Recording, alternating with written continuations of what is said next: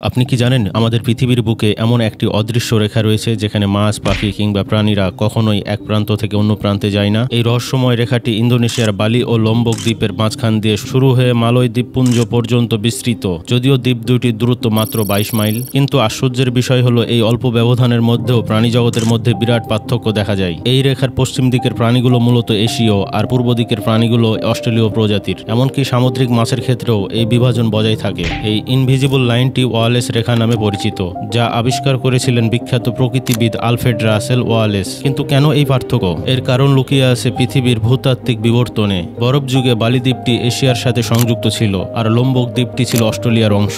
ফলে এখানকার প্রাণীরাও দুই মহাদেশের ভিন্ন ভিন্ন বৈশিষ্ট্য বহন করেছে। অন্যদিকে দুই দ্বীপের মাঝখানে থাকা গভীর সমুদ্র ও প্রবল স্রোত পাখি ও জলজ প্রাণীদের এক পাশ থেকে অন্য পাশে যেতে বাধা দেয়। এভাবেই প্রকৃতির এক রহস্যময় অদৃশ্য রেখা আজও দুটি ভিন্ন জগৎকে আলাদা করে রেখেছে।